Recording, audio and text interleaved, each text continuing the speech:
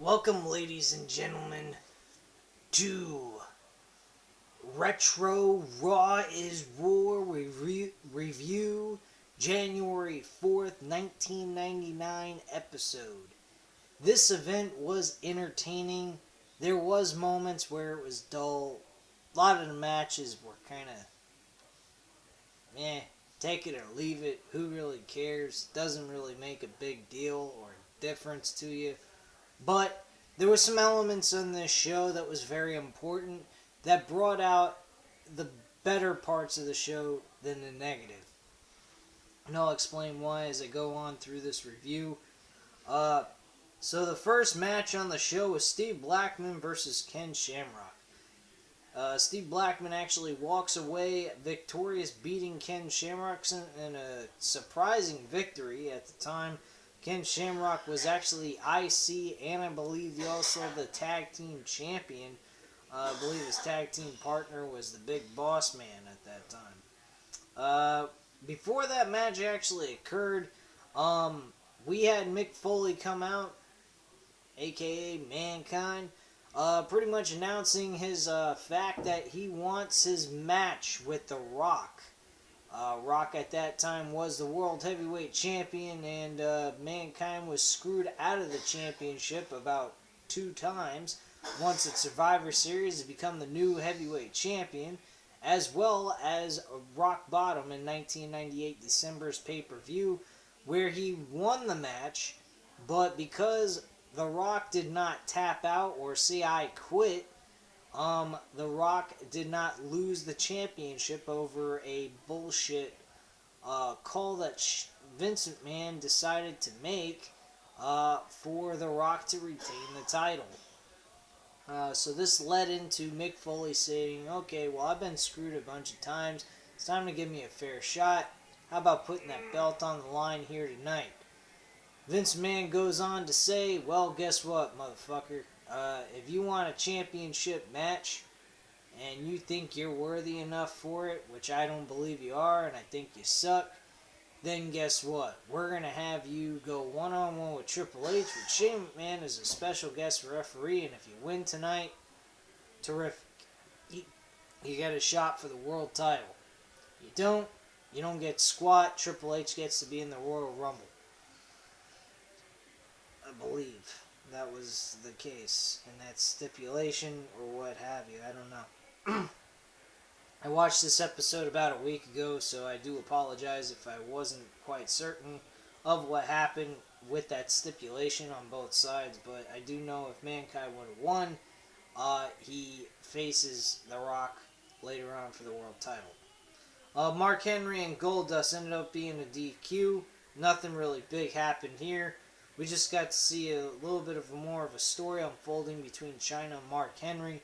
Chyna pretending to like Mark Henry and later on low blows him between the balls after he's being distracted by some ugly fucking bitch who's white and fucking retarded. Anyway, Test versus the Godfather, This ended up being a double DQ. Nothing happened here either. It was only 1 minute and 59 seconds.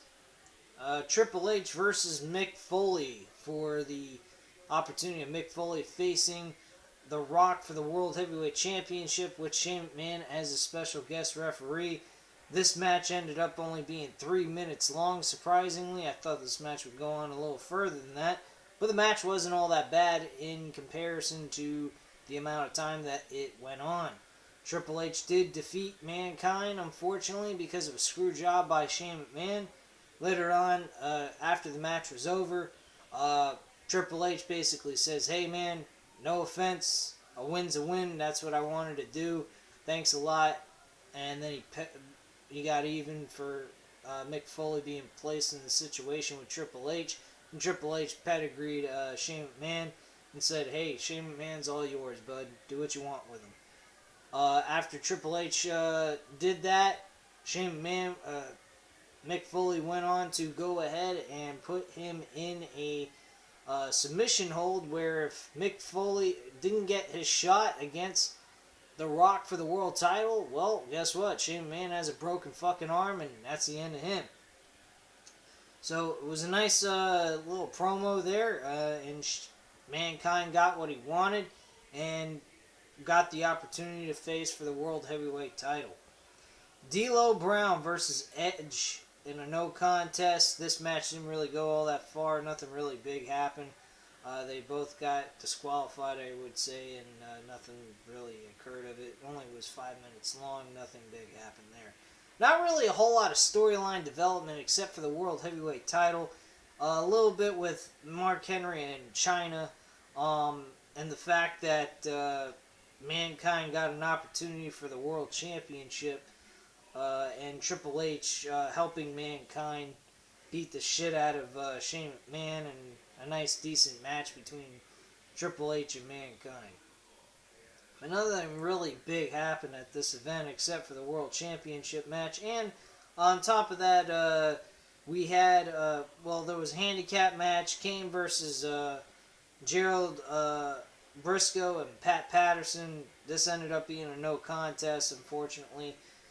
The WWF Hardcore title match, with Road Dogg being the champion going in, facing against Al Snow in a 9-minute match, which was hardcore as hardcore can get. This match ended up all over the place, and at the end of the night, the match ended outside the arena, and Road Dogg walked away victorious as still the hardcore champion.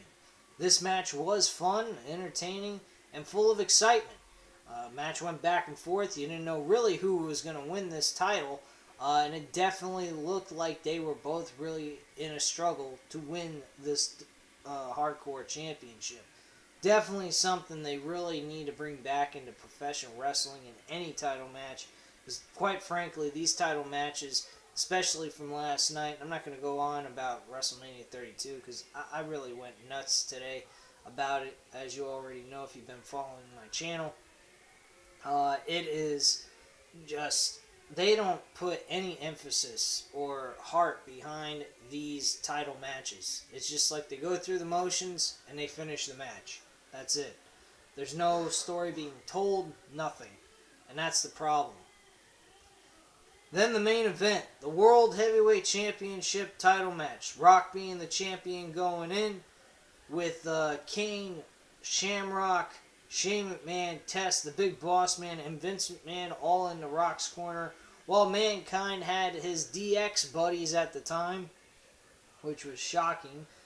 Really didn't understand why they were friends, except for the fact that DX couldn't stomach Vince McMahon, and Mankind was against Vince McMahon at that point. Mankind had DX and Billy Gunn, China, the Road Dogg, and Triple H and X-Pac, and Mankind for a almost 10-minute match had a moment of a lifetime. As you all know, Mankind walked away out of this match with the World Heavyweight Championship thanks to the help of Stone Cold Steve Austin. By the way, throughout the night, Shawn Michaels was teasing the idea that Stone Cold Steve Austin was going to be showing up and having his revenge on Vincent Kennedy McMahon. Also, on a side note, Stone Cold Steve Austin is being dragged into the Royal Rumble match as the #1 entrant, with Vince McMahon being number 2, allowing Stone Cold and Steve Austin and Vince McMahon to have a brawl before the next entrant comes in within a minute and 30 seconds. So, pretty good deal there. Mick Foley had the moment of a lifetime I just mentioned. This match was outstanding. I loved it. Rock looked like he was going to win. Mankind looked like he was going to lose.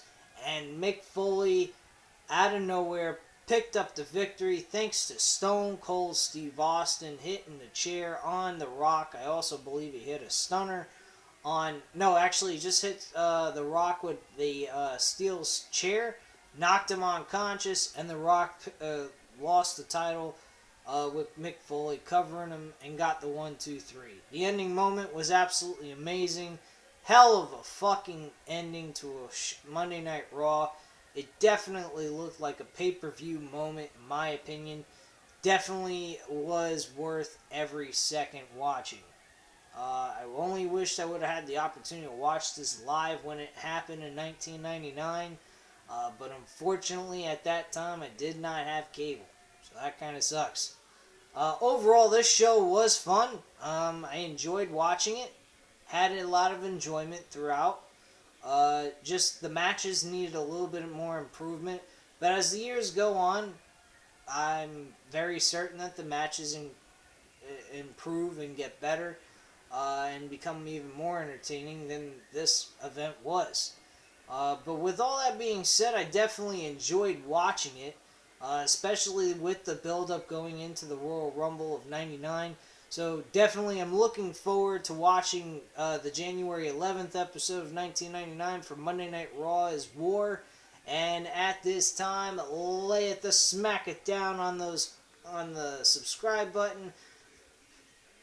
Hit that thumbs up, and also on top of it, leave the comments and opinions down below. I want to get some feedback on these retro reviews, see what you guys think, and definitely I would like to continue to move forward with these reviews, because to me, it's well worth my time watching these events, not to mention reviewing and not being angry all the time and bitching and moaning about a shitty fucking event. Now, granted, I'm pretty certain I will find some sort of event that I will watch from the old days that probably did suck, and I can rant on those. But at least I know for a fact I'm going to get something good and get bad, not just bad all the time, and that's what I feel like I'm getting with the current WWE product. But at this time, just lay the smackdown on the subscribe button. Like the if you like this episode of the Retro Raw Review, hit that like button and leave your comments and opinions down below. As usual, I'll always get back to you guys, and thank you very much for your time, and have a great night, guys.